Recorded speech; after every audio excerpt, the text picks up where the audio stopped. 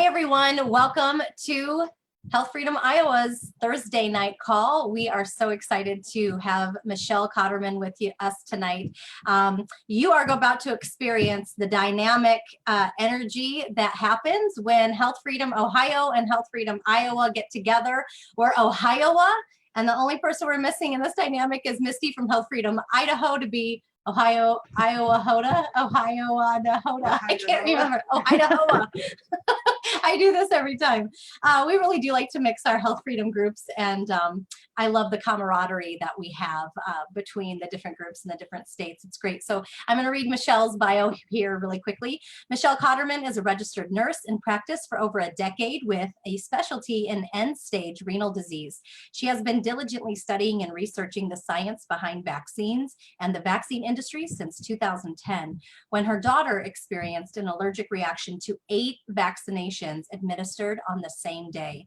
She is an avid supporter of vaccine choice, informed consent, medical autonomy, parental rights, and health freedom, and actively works with the Ohio State Legislature by providing education to the legislators and providing expert scientific testimony on state-sponsored vaccine bills. She has also been invited to speak at conferences as a guest on radio programs and with religious leaders to discuss these matters. Michelle served as the president of Ohio Advocates for Medical Freedom, a vaccine safety and informed consent advocacy group in Ohio. She is currently co-founder and president of Health Freedom Ohio. It's a group dedicated to raising awareness about complementary and alternative pathways to health and wellness and preserving the fundamental human right to health freedom in the state of Ohio.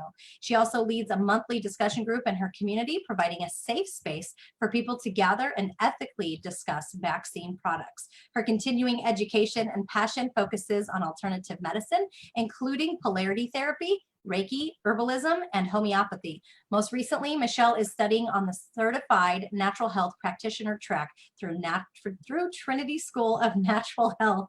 She is also the mother of 2 beautiful, healthy, and naturally raised children. And in her spare time, she enjoys her beautiful garden. It's a diverse medicinal garden. She posts pictures on Facebook. It's awesome. And she tends to her backyard flock of chickens. Michelle Cotterman, welcome to Health Freedom Iowa. Thanks, Joni. It's always great to see you and to speak with you and to have amazing conversations with you, as we always do. Yes, I love you. Thank she you. laughs at all my jokes, and she helps keep me going during talks and conferences. But you have really been on the track of educating legislators in Ohio, and let's get a little bit of background too of why you got involved in the advocacy groups. I know that your daughter had that allergic reaction to the vaccinations after the 8 that she received. You want to tell us a little bit more about what that looked like? How is it that the doctors missed that? And then we'll go from there.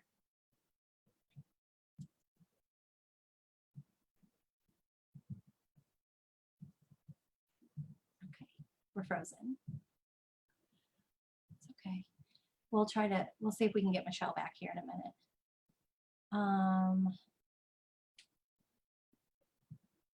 Let me see here if I can. I'm not sure if I can remove and then have her call back. Sorry, guys. She's going to call right Am I here now? There you are. Okay. I was just trying to figure out, like, what am I going to do? Yeah. I don't know why my connection just froze, but okay. I heard everything you said leading into it. What got me started educating legislators and what got me politically involved. And yeah, it absolutely does stem from the reaction that my daughter had to the vaccinations that she received when she was 2 years old. And it sort of stemmed from there.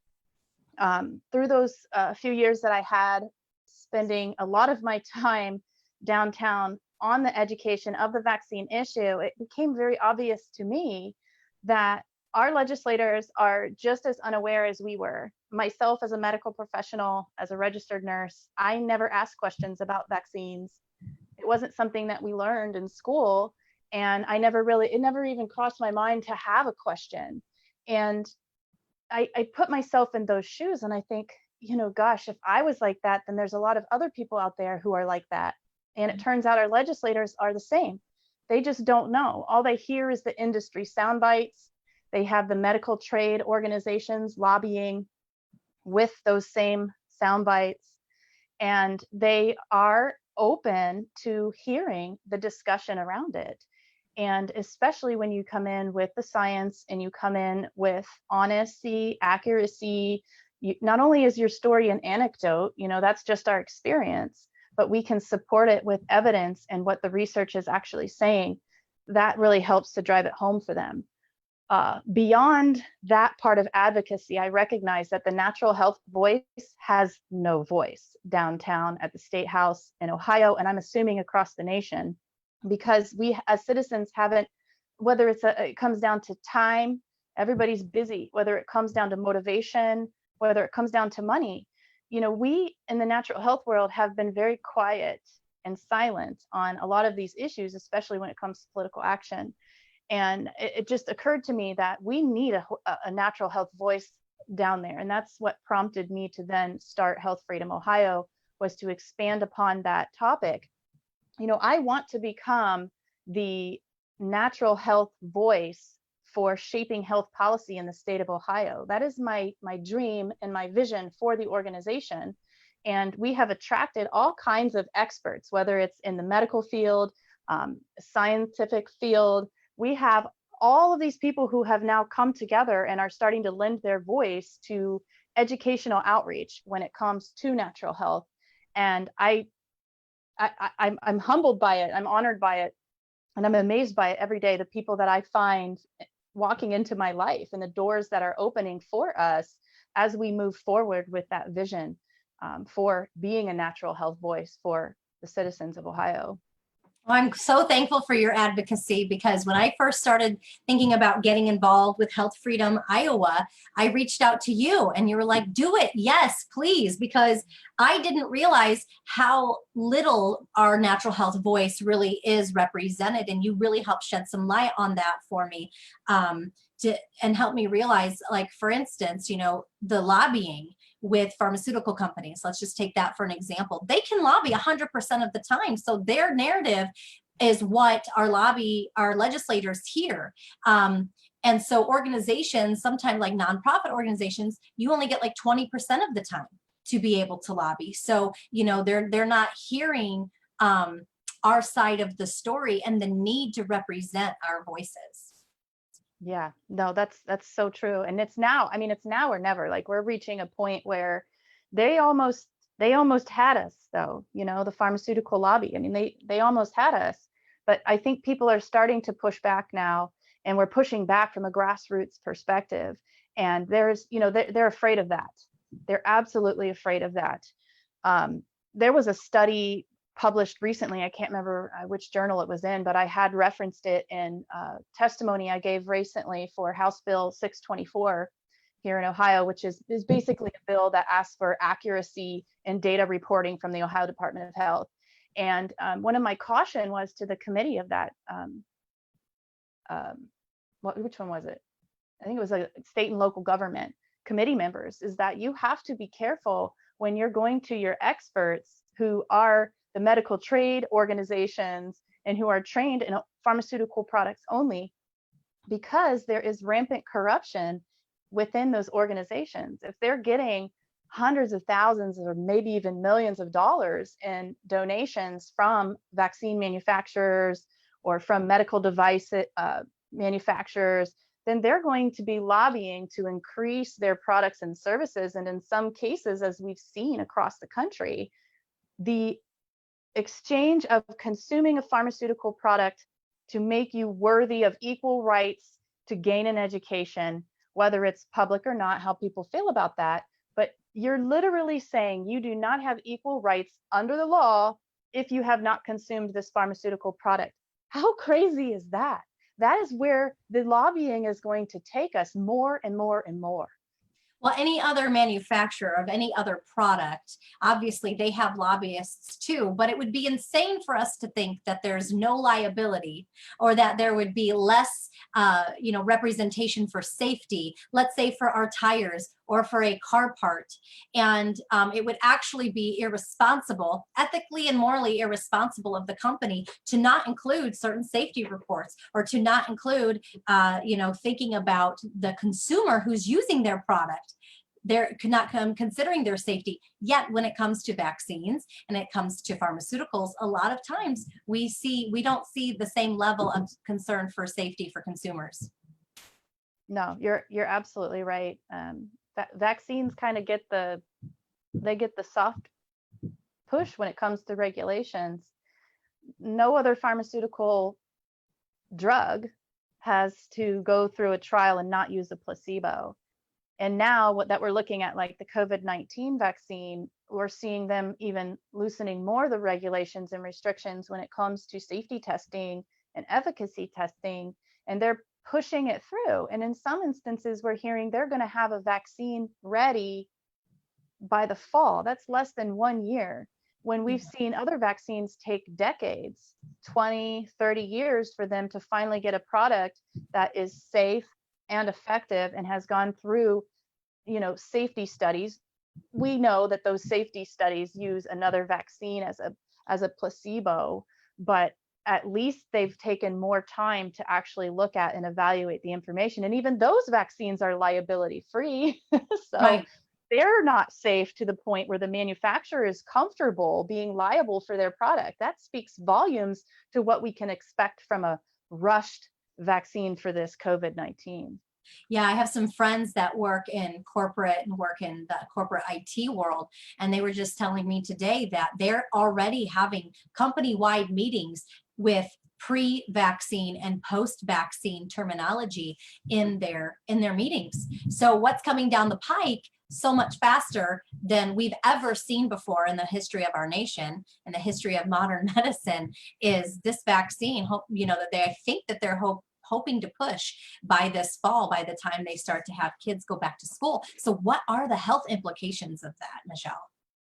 It could be anything. I mean, like, as far as these particular vaccines that they're looking at, Yeah. the ones that I've seen that they are looking at, there's 3 different kinds. So you have one that's like a messenger RNA vaccine, you have one that's like a DNA based vaccine, and then you have another one that's like what they call a viral vectored vaccine. All of them, every single one of them, are designed to enter your own cell and take over your cellular machinery to churn out these synthetic proteins that they've deemed will create an immune response to this particular strain of coronavirus.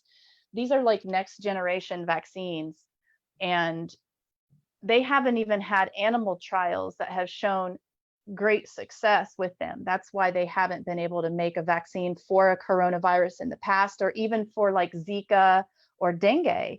And if you go back to, I think it was in the Philippines when they pushed that dengue vaccine, and they found after the fact that priming of the immune system for the children, it created something that's called binding antibodies. That means they stick around, and they had a lesser number of neutralizing antibodies, which is what you want actually when you're going to fight an infection. And it was like a priming of their immune system. So on subsequent exposure to a dengue virus, it had lethal implications because the body was inhibited in its ability to fight the infection, and a lot of kids died. So they really need to get this right. And I don't think that I feel comfortable with them rushing a vaccine through. And from the comments that I've seen on social media, a lot of people are not comfortable with the rushing of this vaccine. That's people who would take a vaccine ordinarily. Right. Well, no, I mean, it's one more vaccine added to an already overwhelming schedule, and systems in our bodies are already breaking down. And let's talk a little bit then about the chemical exposure to the mass amounts of disinfectant and hand sanitizers, and what the accumulative effects are for our children, especially. I mean, if adults can't even really handle it, why do we think kids can? It's overwhelming, and the CDC guidelines need to be I guess revamped. But on a state level, I mean, before we can get to the CDC, we have to first educate our legislators. So what are some like key points? I mean, do you remember the first time that you went into the Capitol and did your advocacy? Tell us like what that was like for you, just going from not being an advocate or in activism to going into the state Capitol and really meeting with your first legislators. Well, the first meeting I had was with my own House of Representative. She's not here with us anymore. She moved out to California of all places. Oh, wow. But I didn't know where to park. It was very intimidating. I was very overwhelmed, but I was motivated, and my motivation was my kids. You know, it was the first time in Ohio history where we were looking at a bill that was going to be affecting our exemption rights in the state of Ohio, and I wasn't going to have it. You know, this, as the parent of my children, I'm the only one who's going to make, I'm the last line of defense between them and a greedy pharmaceutical corporation.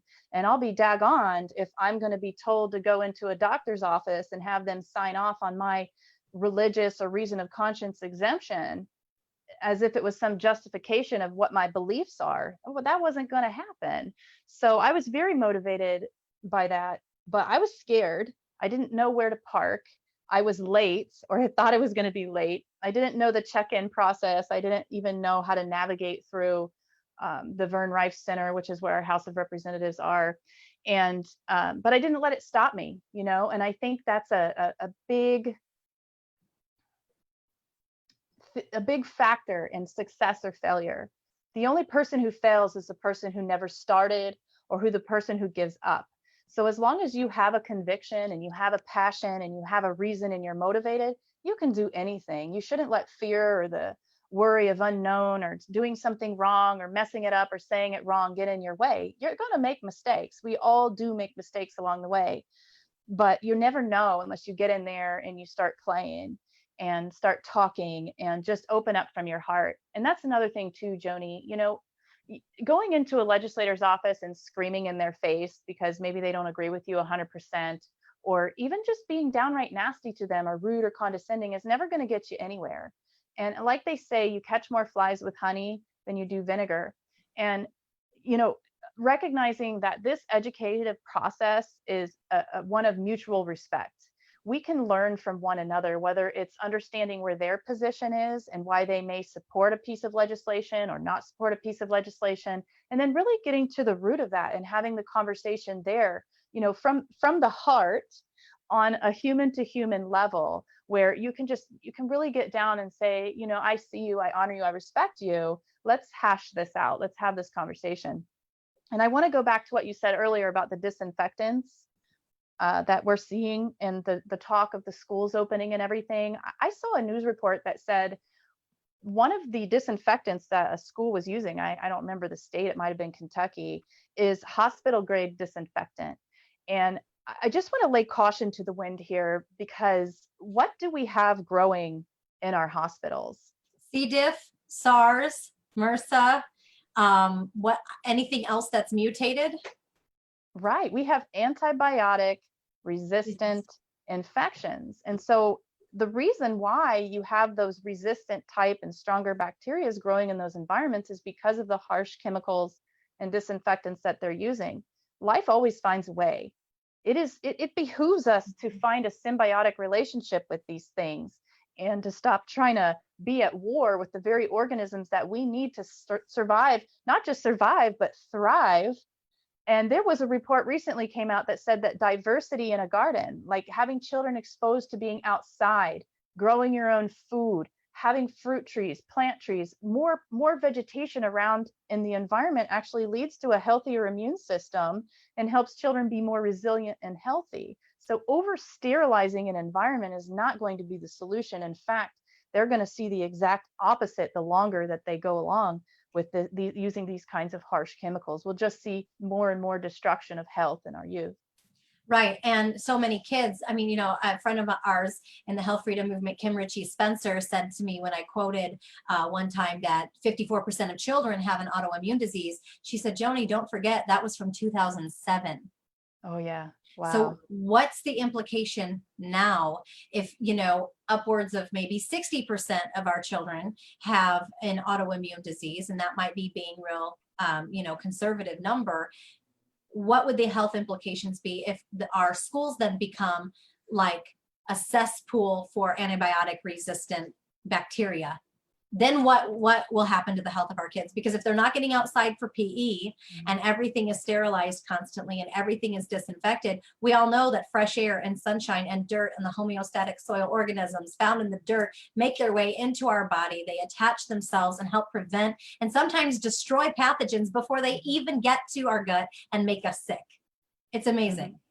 Yeah, that's right. That's right. The biodiversity is the solution to health and resilience, to be honest. I mean, we know that in the natural health world. Right. These are the things that we need to start incorporating into our testimonies and getting them on public record when we go down and testify for these bills. I agree. So one of the things that I wanted to go back to what you said, and that was getting on a heart-to-heart level with our legislators. I have this conversation with a lot of adults, and I'm going to say it again. We cannot assume the worst in our legislators. Even though they may be sponsoring a bill, it may be out of ignorance. It may be because they're getting paid. We don't know. And we can't walk into the situation and assume the worst in them, because that's the energy we're giving them. What do you think the energy that they're going to have right back to us is? And we're going to get those doors closed. You're going to build a bad reputation and a bad name with somebody before we even get off the ground and running, being able to really heart to heart have a human conversation with them. So, adults don't assume. We know what assume means. It can make an ass out of you and me, right? So we ask better questions. When you are in communication with any other adult, you ask better questions, seek to understand, and learn to listen. And that, I think sometimes with parents who are so upset and so angry and so hurt because, it's likely they're there, the motivation because they've had a child injured or a child who has died. It's really hard for them not to accuse a dirty legislator of getting money and being corrupt and trying to change the state law. And, you're part of the problem. And so we have to really choose not to finger point at that point and get really curious. I always try to keep that in my mind. I get really curious about what they believe and why. What did you ever have a legislator get vehemently against you, so to speak, turn you down, and how did you deal with that situation? I mean, because that is kind of like the worst fear scenario. I think parents are going to go, they're going to advocate, things are going to get heated, and they're going to get shut down. And I don't think that happens as much as we like to maybe think that it might. Most of my experiences have been incredibly uplifting and positive with the legislators. I think probably the most difficult situation that we found ourselves in. Let me reverse a little bit. You should go with a partner. Always go with somebody. Yeah. Always have at least two of you, no more than three really, because you don't want to overwhelm them either. But you should take somebody with you that they can kind of, if you start to fall off kilt or if they start to fall off kilt, you have each other's back. One of the most difficult situations we found ourselves in was with a meeting with one of the legislators who is a medical doctor. And we asked him right off the bat, why he thought this particular piece of legislation was necessary. And his response right out of the gate was that parents who don't vaccinate are lazy. Oh. Now, you think you're prepared for any kind of situation, but that was really rude. Yeah, agreed. It was a really rude thing to say. And I fell from grace. I didn't say anything, but I was with my dear friend, Nadra. And she knew, we had done this long enough. She knew that I was about to blow a gasket. So she, she, sweet as she can be, jumped right in. And that allowed me time to gain my composure so that I could have an educated, informed, and, heartfelt response that wasn't just a reactionary, visceral response from the gut, Yes. So definitely always have a buddy with you who can, see when you're getting ready to fall out. Lest you vomit on his shoes. But I would like to say that by the end of that meeting, we were all joking and laughing and smiling. And, we came to the position where we would just have to agree to disagree. But the door is still open for more conversations. And I heard this same legislator later, probably about 8 months later, on a radio show, he called in and he went from parents who don't vaccinate are lazy to I can understand why somebody might not want a vaccine because of their personal belief, experience, or religious perspective. So I thought that was huge growth from him. And but yeah, that's definitely by far been one of the most difficult situations we were in. Most of the time, legislators are they're very politic. They know how to give the political answer to Right. you, but sometimes you will find yourself in those situations. But it's always going to be best for you to collect yourself before you respond. Right, and response is the better of the two, not react. Reactionary can be a default thing, and a lot of that, wow, I mean, it goes back to like how you were raised and how you handle arguments or how you handle heated situations.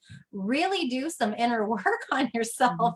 I mean, this is real stuff, really do some inner healing and some inner work on your communication level and your communication skills, and make sure that you don't react. I really appreciate you saying that. Now, Ohio is one of the few states that still has a personal conscience or philosophical exemption. We have 3 exemptions. Well, we should have 3 exemptions in every state. It used to be that way, which was a medical exemption, a religious exemption, or a philosophical or personal choice or beliefs exemption. Can you explain how in the world that happened? And I think that's part of how it happened with your advocacy too, right?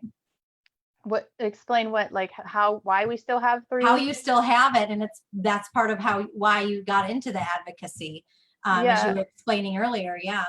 Well, we've had the last 2 legislative sessions, with the exception of the one we're currently in, we have had bills introduced that were going after our exemptions, similar to the way they did in California first, where, well, you have to have a doctor sign off on your they call them non-medical exemptions, because heaven forbid they say religious, they're taking away your religious exemption. Yeah. So we've had 2 legislative sessions in a row where we had bills introduced similar to that, and none of them ever got through. We haven't seen any bills this session. I think they've realized that we've done such a good job at educating our legislature and really getting to the core of the matter and helping them to understand, why it is so important that we as the consumer maintain our ability to decide what products we do and don't consume without repercussion, without consequence, without being demoted to unequal citizens or Ohioans. They have really understood that. So we haven't seen any legislation. Nobody will touch those bills at this point. And Joni, anything can change at any time. And I think this is a great time to talk about what it means to be an active voter. Yes. Right? Active voters are people who get out there in the forefront and are proactive instead of reactive. You're getting involved with your local area and your local politics. You're getting on the campaigns of your legislator or the candidates, who are running for the Senate seat in your state, for the House of Representatives seat in your state. If you have a crappy legislator that you want to see out of there, find somebody who will run that is going to support you in your issues, or at least to understand the difference between collectivism and individualism, right? And always protecting the fact that individuals should be able to make individual choices for their individual bodies and their individual children, instead of, the neighborhood making decisions for you. Right. So that's what it means to be an active voter, is getting out there and getting on those campaigns and getting involved ahead of the time. And right now is a great time because we're coming up on an election in November, and it's campaign season, guys. So if wherever you are, wherever you're listening, find out who's running in your area, get to know them, see what they're all about, introduce yourself, introduce your issues, and become an active voter. Get involved. I love that. I definitely agree with doing that and doing all that you can to really engage in conversation with your people, the people who are elected in your district and the ones who are running against them. It's probably really good to let them know where your vote's going to go at some point, you know, and if enough parents stand up and say, we're not going to tolerate this, then they may be just voted out. How hard do you think it would be to get the philosophical exemption added back in to a state legislature or a state, to a state legislature once it's been removed? Well, they always tell you that once it's gone, it's so hard to get back. And we've seen them fighting in West Virginia, California, and Mississippi, trying to get their exemptions, you know, their religious exemption back in, and it's incredibly difficult. So I think you're better off in that perspective to be on the defense, unless you can be so epic, you're just so organized and so epic that you can become so active in your voting in every district that you just, you know, bombard your legislature with, you know, liberty loving constitutionalists who are gonna, you know, vote to give you back your religious liberties. Yeah, true. We have to protect what we've got while we've got it, unless it goes. And there usually seems to be some, you know, some kind of bill introduced quietly, like what happened over the weekend in which state was it? I just drew a blank. I had it in my mind for the question. It was Colorado. Colorado, that's right. They held like thank you. They had held a special Sunday session, and then just removed the exemption, the religious exemption. Who does that? Colorado does. Well, that's the kind of sneaky moves that they do. You know, that's what they say. The price of freedom is eternal vigilance. You can't blink or take your eye off of them at all. That's, you know, one of the things we've done. I don't know if you know Ashley Dodd. She's coming. We brought her into Ohio. She's coming back in November to do her Empowered to Rise legislative advocacy training. And it's completely built around the principles of everything that we've just talked about today, about having that heart-to-heart conversation with your legislator, getting out there, being an active voter, taking an active role in advocating for your issue. She has like a 4-hour training class. So I you know, my thing is, the more people that you can educate, the more people that you can empower to be informed voters, informed advocates, the bigger your army, if you will, becomes. And it's, you know, you just become stronger as a team, as an organization, as a movement, when everybody is recognizing and feeling empowered and the importance of getting out there and being active in their advocacy instead of just, you know, complaining or arguing or whatever it is that people do. Right. Well, posting it on Facebook is one form of advocacy. And also picking up the phone and making that phone call to your legislator. You know, oftentimes we'll talk with our the people who follow us at Health Freedom Iowa, like, you know, offer to take them out to coffee and get real curious about what them got involved in politics. You know, ask the questions about them and open up that dialogue and let them know that you care. And sometimes we've received calls from other legislators who want to know the natural health perspective or who are doing some research on something, and they'll ask our opinion. So it's like, you know, once you make that influential, what is it? It's like the Sure deodorant commercial. You only get a first chance to make it. You don't get a second chance to make a first impression. So, okay, hold on. So once you're influential in making that impression on them, then they might come to you for your opinion and ask questions. And you know, that's a great start to a relationship. And they may never forget your story again. And then when they see you in the Capitol, that kind of reinforces the relationship. And so you just, you know, you're looking for the long-term you know, relationship building, so that way they can understand a different perspective that maybe they've never heard before. Yeah, absolutely. Well, and you know, you've gotten there when they trust you enough and the information that you've provided to them in the past to be proactive in reaching out and asking for advice or for opinion or for more information on a certain issue, or even, you know, inquiring about a particular piece of legislation, whether it would be a good idea for them to sponsor or co-sponsor or whatnot. That's when you know that you are making great strides in your state, is when you're finding yourself in that that position where you're being invited to the table to have those grown-up conversations, if you will. Absolutely. Well, I wanted to kind of bring this around back to COVID when it first hit, because you began posting immediately lots of information on our health freedoms during a pandemic. And again, it was like almost overnight, they were quarantining healthy people. And we know that that's not what is supposed to happen, but it's what did happen. Legislatively, were there things that you did in Ohio to connect with your legislators during that time, or was everything just kind of shut down? How do we, the second wave that they're talking about, what are some things that we can do? So there's a 2-part or 3-part question in all of that, Michelle. Thank you. Well, in the beginning, I think everybody was exercising a bit of caution because we didn't know what we were dealing with. And we did, you should always take the precautionary principle. But once the data started coming in and it started to be very obvious that this just wasn't what they said it was going to be, that's when I think, the hens started to get a little restless. And we had maintained communication with the legislators that we have really great relationships with throughout the whole ordeal, sharing information that we come across and having communications with them.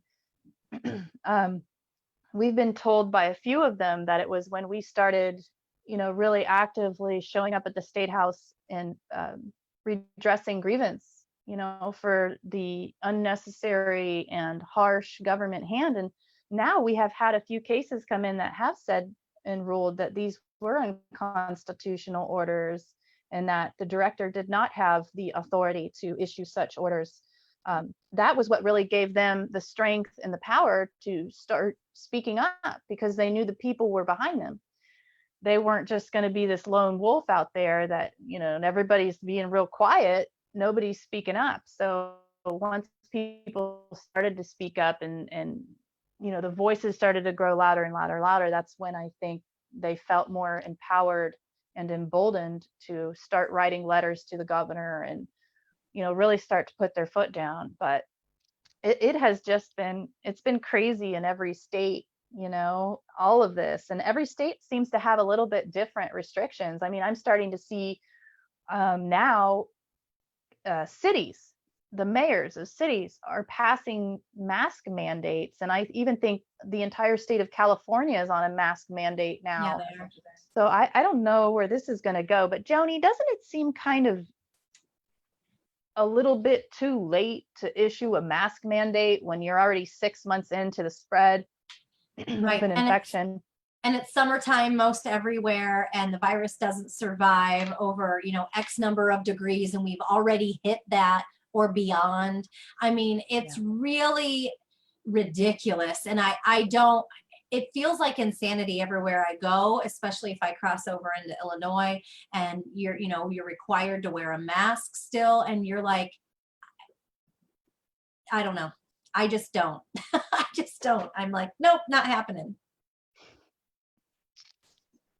You're frozen up just a little. There you are. You're frozen up just a little bit. It seems like, but like most things in our government, though, it's reactionary mindset instead of being proactive or the thing that makes common sense for the right now. It's always this retroactive, reactive mentality, and with no real reasoning behind it. I mean, this is the thing that we run into, especially with the mask issue. And if you want to shed some light on that, I would be really happy to hear your thoughts.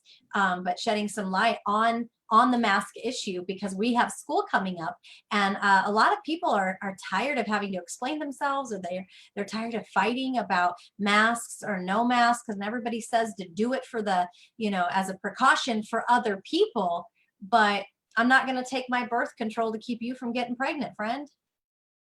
Yeah, but we're familiar with this though, right? In the vaccine risk aware movement, it's the same argument they make when it comes to vaccines.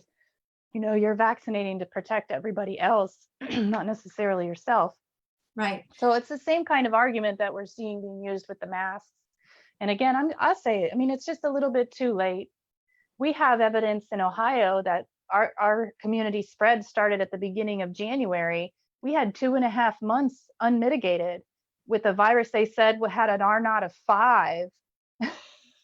You know, we should have seen people dropping dead in the streets with the way that they were fear mongering and everything come March, but Yeah. where we didn't. And they, you know, we didn't find out until even a few months later that we had community spread back in January when they did nothing. And now all of a sudden we're going to have mask mandates. In my opinion, as a person who believes in natural health, as a person who believes in the terrain theory, I reject the germ theory outright. It is not a germ that is going to make you sick. It's the combination of a sick environment inside of you. The germ is just there to scavenge and eat all of the dead debris, you know, and clean up the toxicity. So mask wearing to me is just a completely counterintuitive when it comes to that symbiotic relationship that we have with our environment, the free exchange of oxygen to keep ourselves healthy, and being able to move about the cabin without having a, you know, a pair of underwear on our face. I mean, Yeah. it's just like, I don't know. People just, it's the judgment that I'm tired of. If somebody wants to wear a mask, please wear a mask. Yep. But if I don't want to wear a mask, I am not going to wear a mask, because I don't, you know, I believe in natural health, and I believe that, you know, if I'm exposed to this virus as a natural minded person, I understand also the role of antioxidants and vitamins and minerals and supplements, that I'm not afraid of that. And Yeah. if I do get it and I develop natural immunity, I protect you more than a silly mask would anyway. Exactly. Community immunity, you know, is so, it's a concept, it's super important, but it, you know, when you're not developing natural immunity to natural diseases, which, you know, I question how we develop natural immunity to a man-made disease or synthetic diseases that are made in a lab, which we know that now this is where COVID came from. It's like, at least where our bodies have the best chance, the best rate, you know, the best chance to survive and the best chance to fight it off, because where our terrain is in a healthier position when we honor the terrain. It was Hippocrates, the father of medicine, that said, and I recently read this question, it's not what kind of disease does this man have, it's what kind of person has this disease. That's good.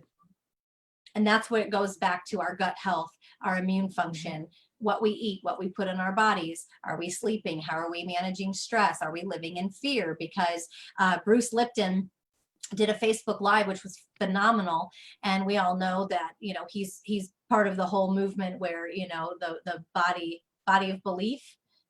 Is that his book? Did I say Biology. that? Right? Biology of belief. That's right. Sorry. I was also thinking about Dr. Emoto, where water has memory. It's all related. It's all related. And, you know, they are really both of them related in thought and in theory and in practice. But he said, you know, it's the stress hormones that they give organ transplant patients right before they put the new organ in their body to suppress the immune system in order for it to take.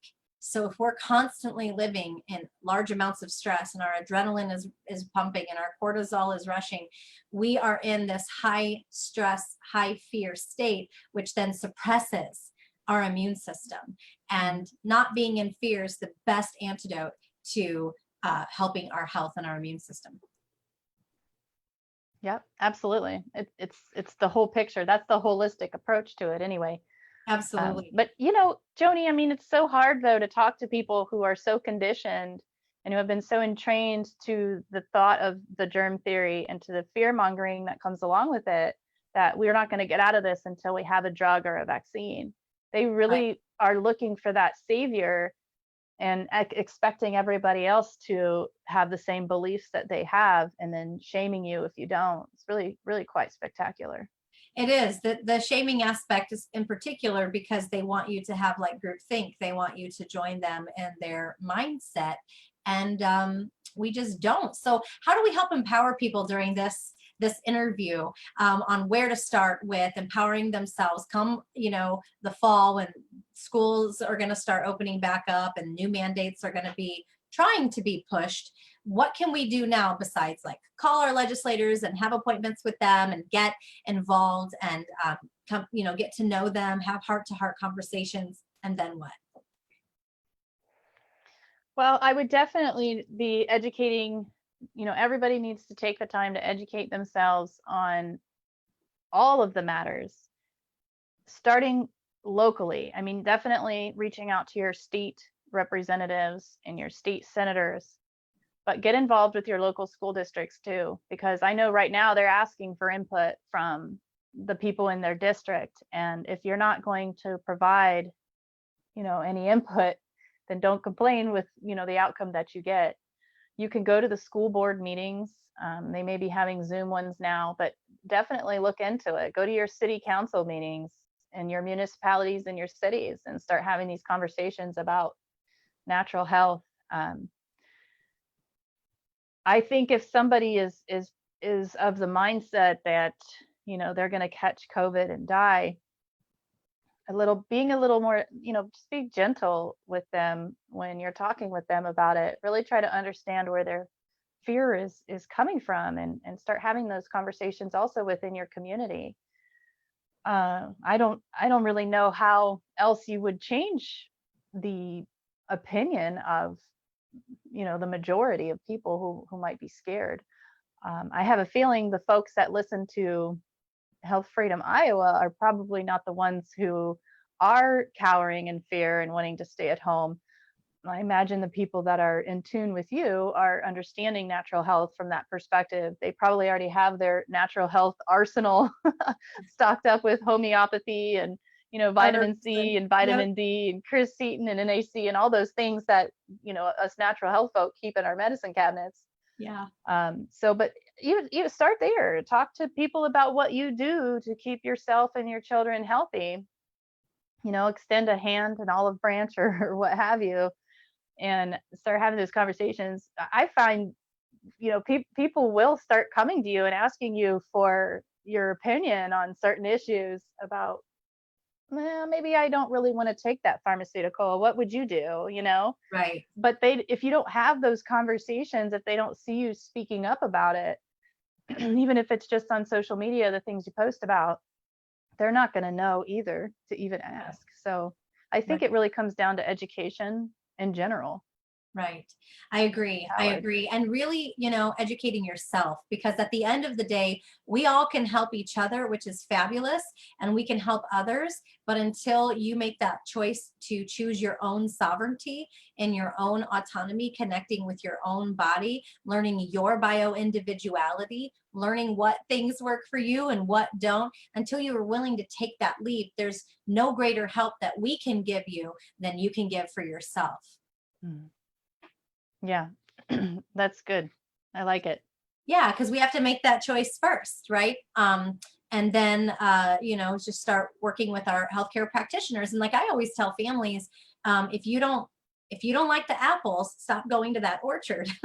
So it's like, if you don't like what your modern medical Western model medicine doctor is doing, or the advice they're giving you, or the overprescription of medications that they're giving your child, then maybe you should seek out a practitioner and support someone else who is, trained and well-versed in natural health and natural medicine. I think we're going to see a huge rise in the need for practitioners that practice alternatively. So if you're thinking about going to school for that, now's the time. I definitely agree. Just like that's doing. And also just like people also, when I know I talk a lot about legislative education. I mean, that's kind of, where my focus and drive is, because these are the people who make our laws, right? But get into your committees, find bills you can testify for, and find ways to sneak your little natural health pitch in there when you're, when you're giving testimony to those committees. Talk about what you do to stay healthy, Right now is a great time for it because we have all of these COVID bills that are coming through. There's something you Right. can find to testify for or against and get your, get your pitch in there on natural health. So one, do you have to be like in the medical profession or, specifically trained in any one given area in order to testify? I think that would be a good general question to ask. No, absolutely not. I mean, anyone can submit testimony and go down there and speak their voice, as a citizen of the state. That's your duty actually, is to go speak your mind towards your bills. A lot of times the legislature will give more credence and respect to people who have acronyms behind their name. For some reason, they hold that to a higher standard. But I would not let that stop you.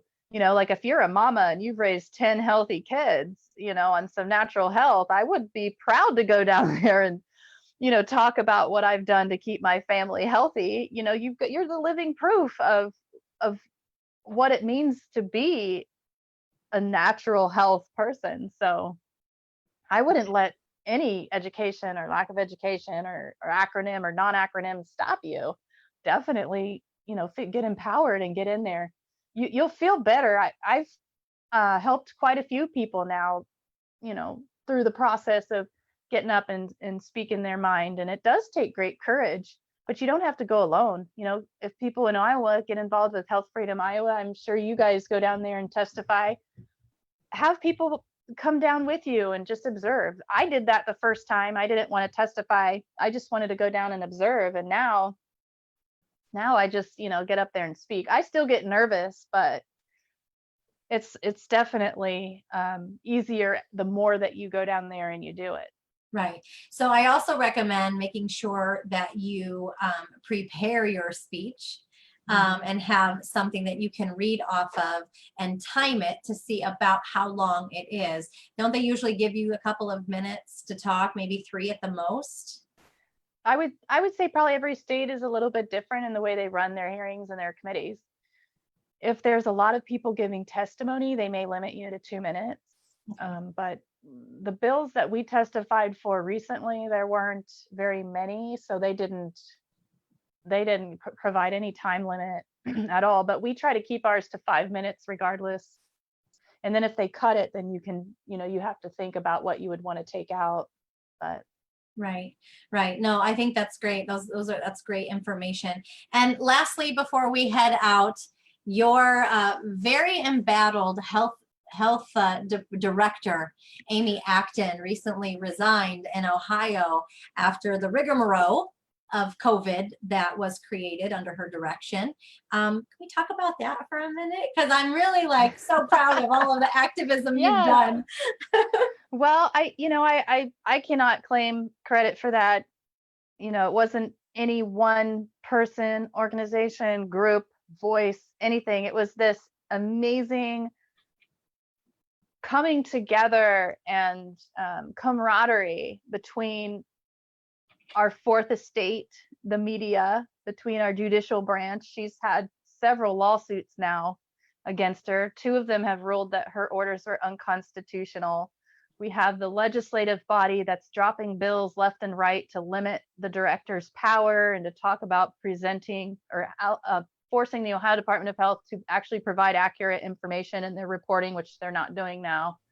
And I think it was just a culmination of all of these different forces that were, putting a lot of pressure onto her.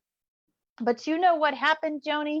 She resigned as the director of health, but our governor created a brand new position for her as the chief, what is it? Let me see. I don't know. It's like the chief health advisor. Here it is. Yeah, chief health advisor to the governor. And she's going to make $230,000 a year being his health advisor. And mind you, our state is bankrupt and we have a hiring freeze for our state government. But yet here we have this brand new creation of a position for Amy Acton to be DeWine's health advisor. So So who's gonna, they can you have, petition that? Can you?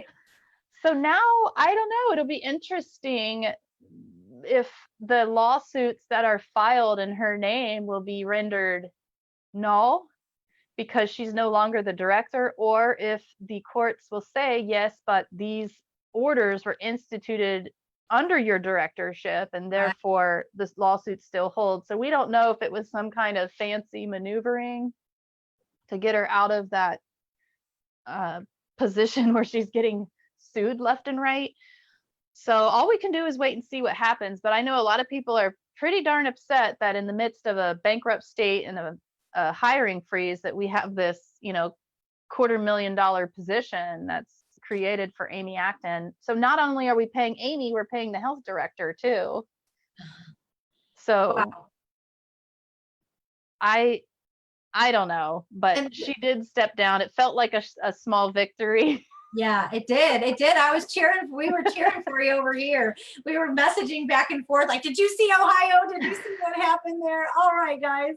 So no, we're really proud of you guys. And just, I loved watching. You were one of the first states, at least that I was aware of, that started protesting. And, I even have family members that are like, oh, those stupid protesters, and they're just, selfish people. And I'm like, hey, I know those people. So no, that's not what you think it is. You're watching too much mainstream media.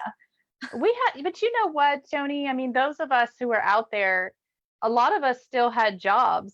Let's not Right? forget that we were in a time where they were determining who was essential and who was non-essential. That was the most disgusting language I've ever heard in my life. Everybody is essential. If their job puts food on their table to feed their family, it's essential. And a lot of us had the foresight to see what was coming when they close all the businesses down, knowing that small business is the backbone of our state, and I'm sure many others. Yeah. Tax revenue was going to go down. And that meant that programs were going to be cut. So the people, a lot of people who depend on those programs, they didn't even realize what was going to happen. But we had the foresight to understand that this is a trickle down effect. You can't shut down business for months and months and months on end and think that you're going to have the revenue to balance your budget come the end of the fiscal year, which is where we're at. We're $2 billion in deficit right now in Ohio. So they've cut from the education department. They are cutting from Medicaid, but they're creating a $230,000 a year position for Amy Acton. It is just beyond ludicrous. So were we selfish? No, absolutely not. In fact, many of us had jobs. We were out there standing up for, the people who didn't even realize that, where that train was headed. They still don't. The evictions are starting now. So it's going to get worse before it gets better, I'm afraid. But how are you guys doing in Iowa? So far, we were one of the 5 states that did not put a shelter in place order in. So we were, real controversial during the shutdown times for actually staying open. There were still lots of businesses that had to close. There were lots of businesses that willfully, shut their hours down. Lots of businesses that accommodated with, like curbside delivery or, keeping lobbies closed down until we knew how many cases in Iowa, where it was heading. Was it getting worse? And county by county, we kept a close eye on it. But I'm really proud of our state for Kim Reynolds standing her ground and not allowing the persuasion of what the common narrative would be for shutdown. I'm really proud of her for all of that, and we were one of the few states that stayed open. What you just said is how it should be. You're having trust in the responsibility of your citizens. You didn't need to have any forced government hand. And I think that's where a lot of these states went wrong, because people were willing to do what it would take because we didn't know what we were dealing with. Right. And that was a choice, right? But a lot of people in a lot of states didn't have the choice. And we had these big box stores that were allowed to be open, but mom and pop shops couldn't. It didn't make any sense. If you can go to Walmart, why can't you go down to the local grocer? Right. It just, I don't know. It was so weird. So it is. It's a friend of mine. That's good for you guys. Though. Yeah. That's great. a friend of mine owns a small business where she cleans after every client and she sees people one-on-one. And, you know, she wrote a beautiful letter to the governor and really encouraged a lot of other small businesses to do so too. And in fact, I've received word of a kind of a group forming so we can prepare here in our area for any kind of future shutdown that might try to occur. Now business owners are starting to get together and form a collective. So then that way, if something like this tries to hit us again in the fall with this second wave that they're promising, because I do believe people when they show me who they are the first time, right? Oh, so yeah. They're not making any qualms about there being a second wave.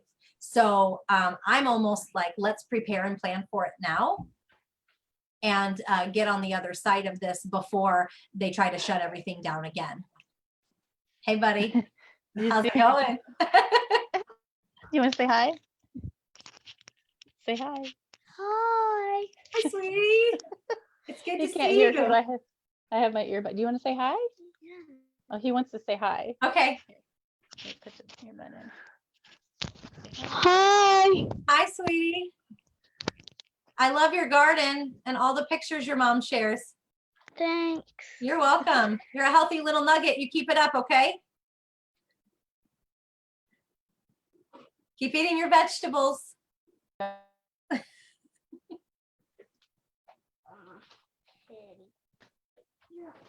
Miss Joni. Yes, there you are. Sorry, it froze up. Okay. I'm sorry. My connection's getting kind of crazy, but No, it's okay. I'm going to wrap it up here because I can keep you on for a few more hours and talking about all of these things. Well, I love you so much, Miss Joni. love You are you. my sister. I Yes. miss you. I miss all these the conferences got canceled because that's when we got to see each other. I know. Well, we'll be together again soon, even if I have to come to Ohio or you guys come to Iowa. We still want to get together and do something with some of our other groups. So we'll definitely plan more on that. Yes, that sounds wonderful. Awesome. Thank you so much for being on with us tonight. Thank you for asking me. This was wonderful. All right. And Thank everybody you, Michelle. Everybody have a good night. Yes. Thank you. too. Have a good night, honey. Bye. Bye.